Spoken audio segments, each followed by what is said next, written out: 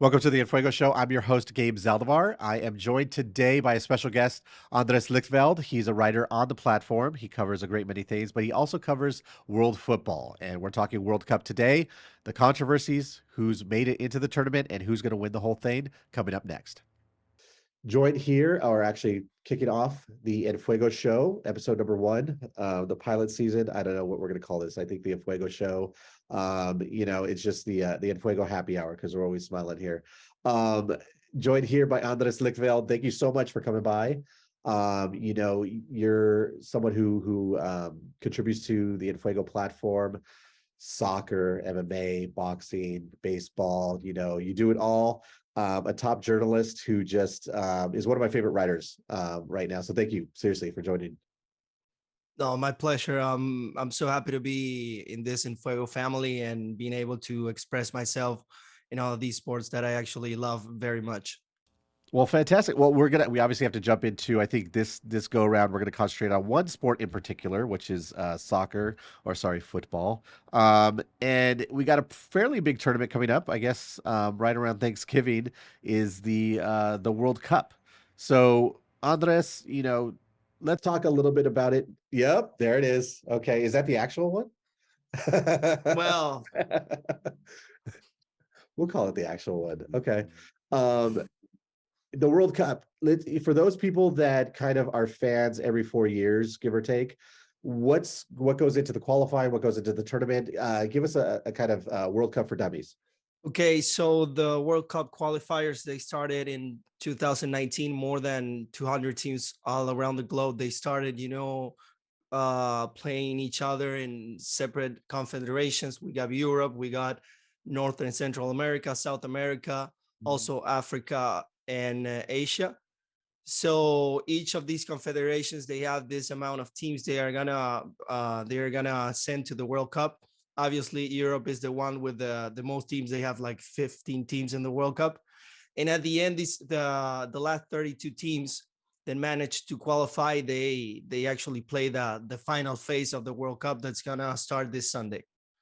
Fantastic. And I know you did an article recently about the players that didn't quite make it because of injuries.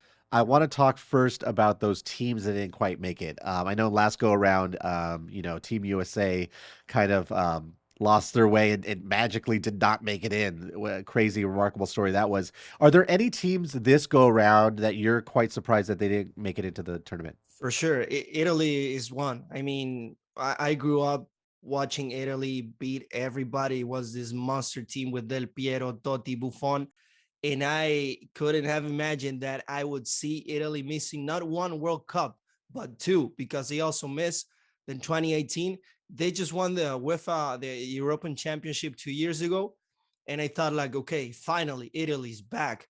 They are this monster again. But then they failed again to qualify to the World Cup, something that, I mean, it's unbelievable. And another team that I would mention is Chile from South America. They won two Copa America in previous years, and they have a pretty decent team, but they came out of the qualifier. So yeah, but Italy for sure is like the team that I don't understand how they couldn't be in the World Cup.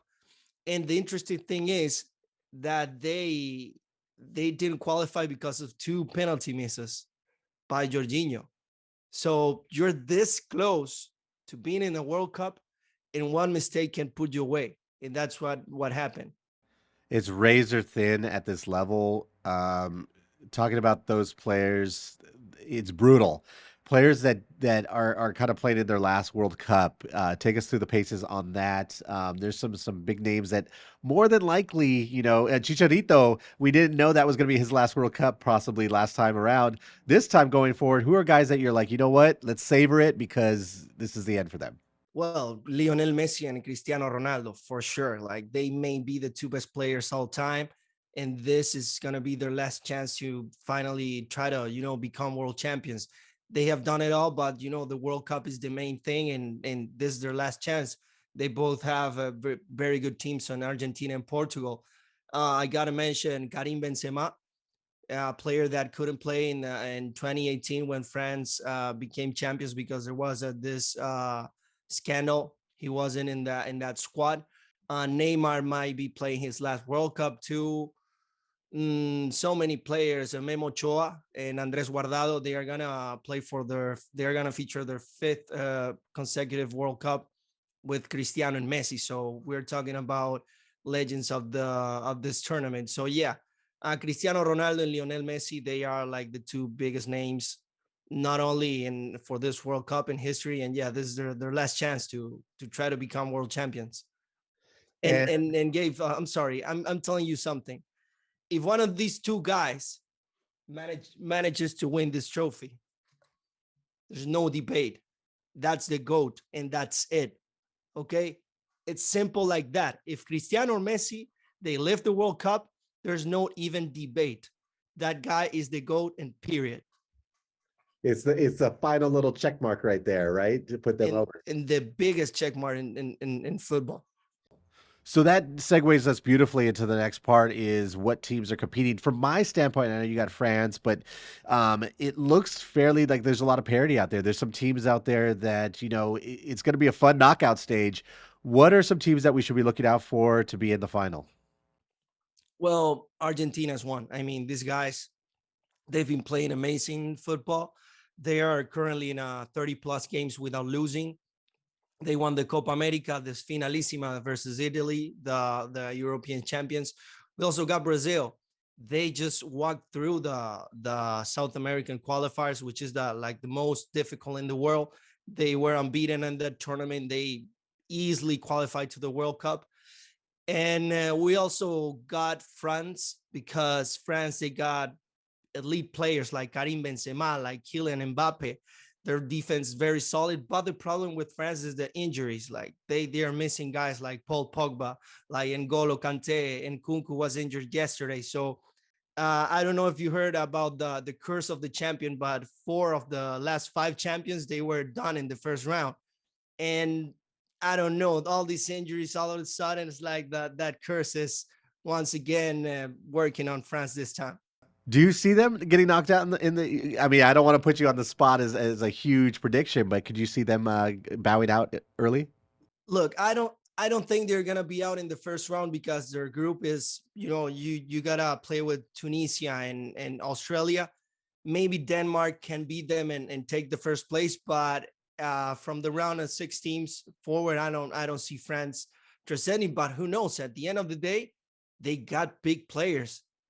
And if one of these guys they get inspired, they can win the trophy. And we've seen it in all the history of the World Cup with Paulo Rossi, with Ronaldo, with a lot of them. They get inspired and that's it. Do you see any teams, any big guns out there that are probably going to kind of struggle a little bit early on here? Well, I can mention maybe England because they are playing the United States and they have never beat the United States in the World Cup. For some reason, it's always hard. And then they have to play with Wales, which is a very good team. And England is not playing good. They just went to the second division in the Nations League, so their moment and maybe not the greatest. And also Spain and Germany, they are in the same group, and none of those teams, I think, they are doing the football we all expect.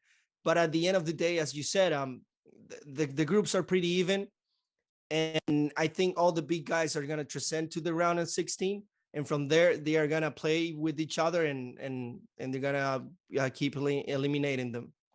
And then speaking of guys, people should take a look at sneaky hot players. Not the Karim Benzemas of the world. Are there any guys out there that you think we should key in on that? They might not be big names now, but in a couple of weeks, everyone's gonna be hollering about them. Well, there are a lot. I mean, the talent in this World Cup in Denmark, you have Christian Eriksen from Manchester United.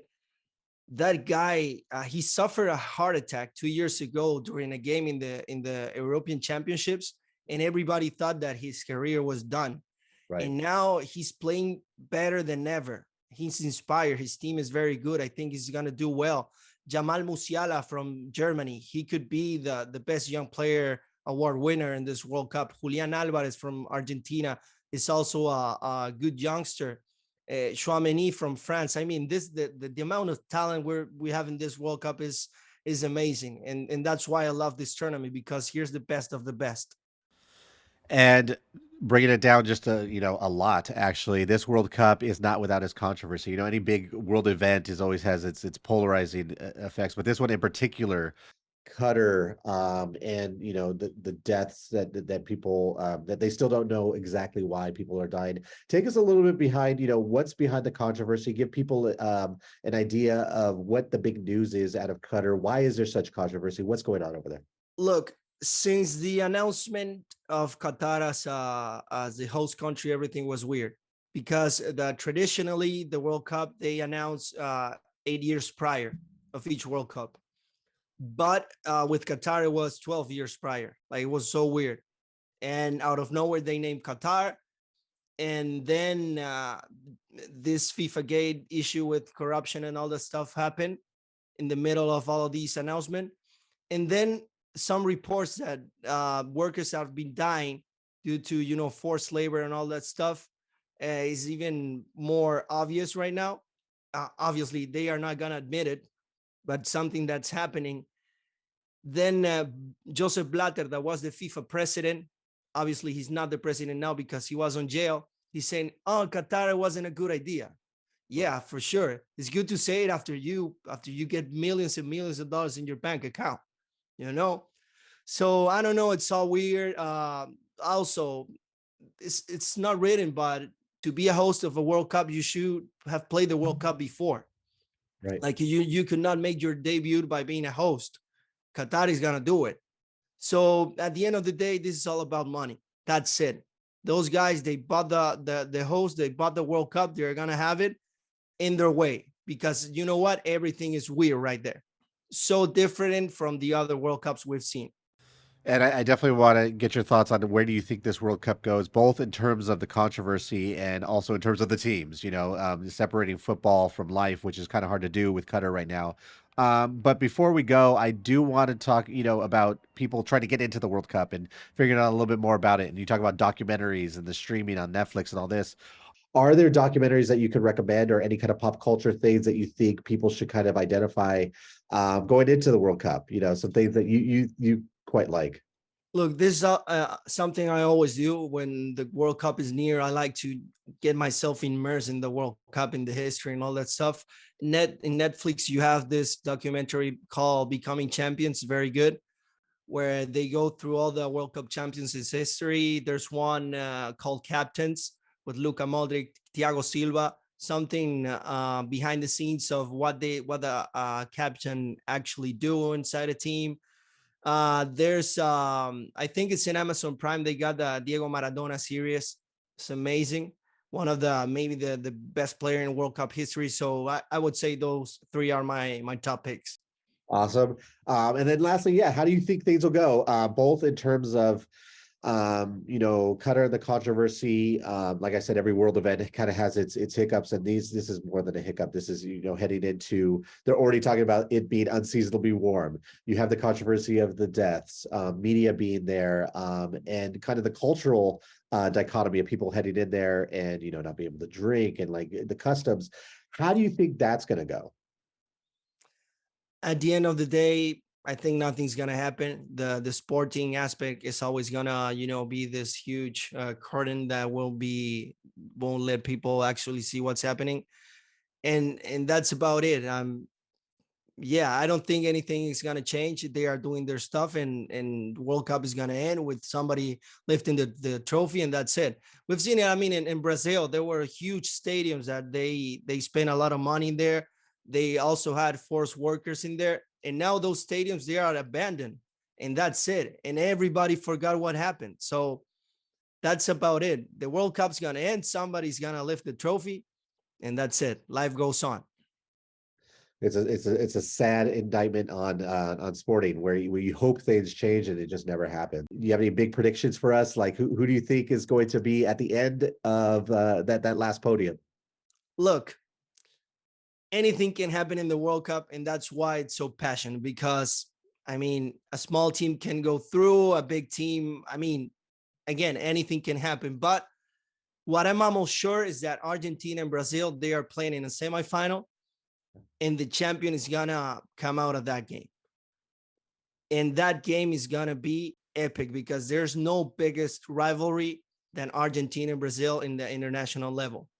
They haven't played since 1990, so it's been a while, right? In a World Cup. So I think the winner of the World Cup is going to be from that match in semifinals, Argentina and Brazil. On the other side of the bracket, I don't know.